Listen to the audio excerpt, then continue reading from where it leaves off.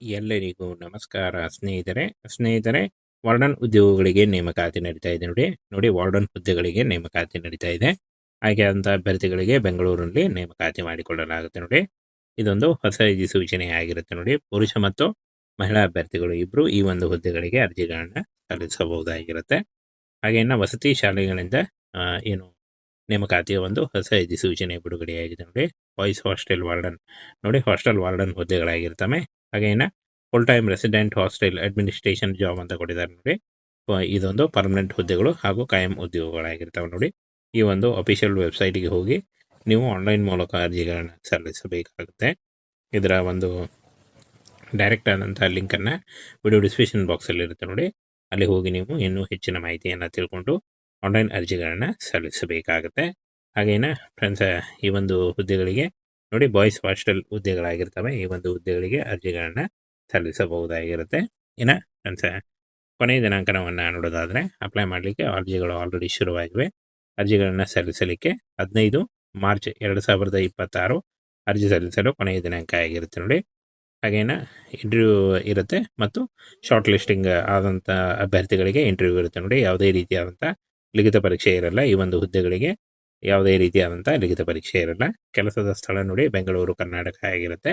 ಆಯ್ಕೆಯಾದಂಥ ಅಭ್ಯರ್ಥಿಗಳಿಗೆ ಬೆಂಗಳೂರಲ್ಲಿ ನೇಮಕಾತಿ ಮಾಡಿಕೊಳ್ಳಲಾಗುತ್ತೆ. ಇನ್ನು ವೇತನ ನೋಡಿ 25,000ದಿಂದ 35,000ವರೆಗೂ ಪರ್ ಮಂತ್ ಸ್ಯಾಲರಿ ಆಗಿರುತ್ತೆ. ಹಾಗೆ ಊಟ ಮತ್ತು ವಸತಿ ಜೊತೆಗೆ ಇರುತ್ತೆ ನೋಡಿ.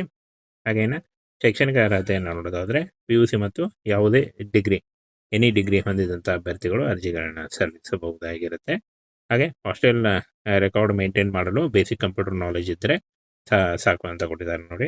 ಇನ್ನು ಯಾವುದೇ ರೀತಿಯಾದಂಥ ಲಿಖಿತ ಪರೀಕ್ಷೆ ಆಗಲಿ, ಯಾವುದೇ ರೀತಿಯಾದಂಥ ಅರ್ಜಿ ಶುಲ್ಕ ಆಗಲಿ ಕೂಡ ಇರಲ್ಲ. ಈ ಒಂದು ಹುದ್ದೆಗಳಿಗೆ ನೇರ ನೇಮಕಾತಿ ಇರುತ್ತೆ ನೋಡಿ. ಇನ್ನು ವಯೋಮಿತಿ ನೋಡಿ 25ರಿಂದ 50 ವರ್ಷದ ಒಳಗಿನವರು ಕೂಡ ಅರ್ಜಿಗಳನ್ನು ಸಲ್ಲಿಸಬಹುದು. OBC ಅಭ್ಯರ್ಥಿಗಳಿಗೆ 3 ವರ್ಷ, SC/ST ಅಭ್ಯರ್ಥಿಗಳಿಗೆ 5 ವರ್ಷ, PWD ಅಭ್ಯರ್ಥಿಗಳಿಗೆ 10 ವರ್ಷಗಳ ವಯೋಮಿತಿ ಸಡಿಲಿಕೆ ಕೂಡ ಇರುತ್ತೆ ನೋಡಿ. ಆದಷ್ಟು ನಿಮ್ಮ ವಯಸ್ಸಿನ ಲೆಕ್ಕಾಚಾರ ಮಾಡಿಕೊಂಡು ನೀವು ಅರ್ಜಿಗಳನ್ನು ಸಲ್ಲಿಸಬಹುದು. ಇನ್ನು ಕೆಲಸದ ಜವಾಬ್ದಾರಿಗಳನ್ನು ನೋಡೋದಾದರೆ ಬಾಯ್ಸ್ ಹಾಸ್ಟೆಲ್ ವಿದ್ಯಾರ್ಥಿಗಳನ್ನು ಪ್ರತಿದಿನ ಸೂಪರ್ವಿಷನ್ ಮಾಡುವುದು, ಹಾಗೆ ಹಾಸ್ಟೆಲ್ ಡಿಸಿಪ್ಲಿನ್ ಮತ್ತು ರೂಲ್ಸ್ ಮೇಂಟೈನ್ ಮಾಡುವುದು, ಹಾಗೇನು hostel entry register attendant record maintain ಮಾಡ್ಬೋದು. ಹಾಗೆ ಅಗತ್ಯವಿದ್ದಾಗ ಪೇರೆಂಟ್ಸ್ ಜೊತೆ ಕಮ್ಯುನಿಕೇಷನ್ ಮಾಡುವುದು. ಇನ್ನು ಫುಡ್ ಕ್ವಾಲಿಟಿ ಮತ್ತು ಹಾಸ್ಟೆಲ್ ಕ್ಲೀನರ್ಸ್ ಮಾನಿಟರ್ ಮಾಡುವುದು. ಇನ್ನು ವಿದ್ಯಾರ್ಥಿಗಳ ಸೇಫ್ಟಿ ಮತ್ತು ಸೆಕ್ಯೂರಿಟಿ ಇನ್ಶೋರ್ ಮಾಡುವುದು. ಹಾಗೆ ಹಾಸ್ಟೆಲ್ ಪ್ರಾಬ್ಲಮನ್ನು ಕಾಲೇಜ್ ಮ್ಯಾನೇಜ್ಮೆಂಟ್ಗೆ ರಿಪೋರ್ಟ್ ಮಾಡುವುದು. ಇದು ಕೆಲಸದ ಜವಾಬ್ದಾರಿಗಳಾಗಿರ್ತಾವೆ ನೋಡಿ. ಇನ್ನು ಕೆಲಸದ ಸಮಯವನ್ನು ನೋಡೋದಾದರೆ ರಾತ್ರಿ ಸೂಪರ್ವಿಷನ್ ಮಾಡಬೇಕು. ಹಾಗೆ ಹಾಸ್ಟೆಲ್ ಕ್ಯಾಂಪಸ್ ಒಳಗಡೆ ರೆಸಿಡೆಂಟ್ ಡ್ಯೂಟಿ ಇರುತ್ತೆ ಅಂತ ಕೊಟ್ಟಿದ್ದಾರೆ ನೋಡಿ.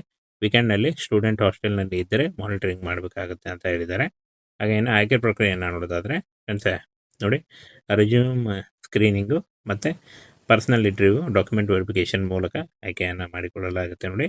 ಹಾಗೇನು ಅರ್ಜಿ ಸಲ್ಲಿಸಲು ಬೇಕಾದಂಥ ಒಂದು ಡಾಕ್ಯುಮೆಂಟ್ಸ್ಗಳನ್ನ ನೋಡೋದಾದರೆ ನೋಡಿ, ಇಲ್ಲಿ ರೆಸ್ಯೂಮ್ ಅಥವಾ CV ಅಂದರೆ ನಿಮ್ಮ ಬಯೋಡೇಟಾ, ನಿಮ್ಮ ಎಜುಕೇಷನ್ ಏನೇನು ಮಾಡಿದ್ದೀರಾ, ಏನು ಎಕ್ಸ್ಪೀರಿಯನ್ಸ್ ಇದೆ ಅದೆಲ್ಲ ಬರೆದಿರುವಂಥ ರೆಸ್ಯೂಮ್ ಮತ್ತು CV ಯಾವುದಾದ್ರೂ ಒಂದು ಬೇಕಾಗುತ್ತೆ.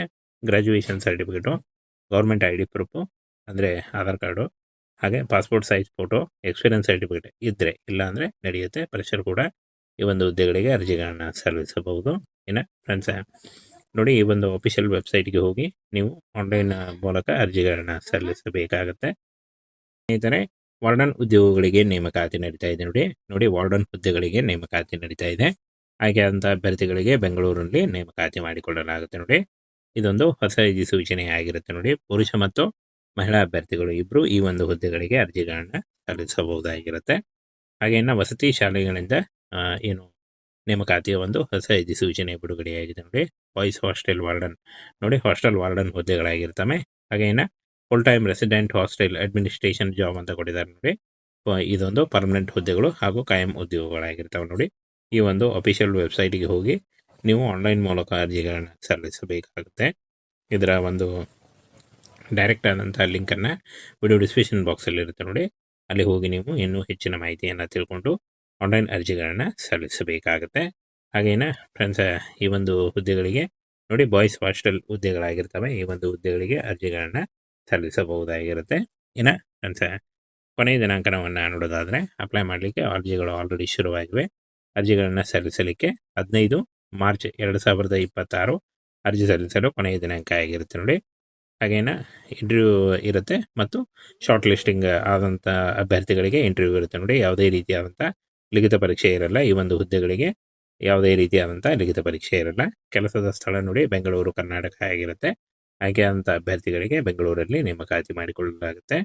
ಇನ್ನು ವೇತನ ನೋಡಿ 25,000ದಿಂದ 35,000ವರೆಗೂ ಪರ್ ಮಂತ್ ಸ್ಯಾಲರಿ ಆಗಿರುತ್ತೆ. ಹಾಗೆ ಊಟ ಮತ್ತು ವಸತಿ ಜೊತೆಗೆ ಇರುತ್ತೆ ನೋಡಿ. ಹಾಗೇನ ಶೈಕ್ಷಣಿಕ ಅರ್ಹತೆಯನ್ನು ನೋಡೋದಾದರೆ PUC ಮತ್ತು ಯಾವುದೇ ಡಿಗ್ರಿ ಎನಿ ಡಿಗ್ರಿ ಹೊಂದಿದಂಥ ಅಭ್ಯರ್ಥಿಗಳು ಅರ್ಜಿಗಳನ್ನು ಸಲ್ಲಿಸಬಹುದಾಗಿರುತ್ತೆ. ಹಾಗೆ ಹಾಸ್ಟೆಲ್ ರೆಕಾರ್ಡ್ ಮೇಂಟೈನ್ ಮಾಡಲು ಬೇಸಿಕ್ ಕಂಪ್ಯೂಟರ್ ನಾಲೆಜ್ ಇದ್ದರೆ ಸಾಕು ಅಂತ ಕೊಟ್ಟಿದ್ದಾರೆ ನೋಡಿ.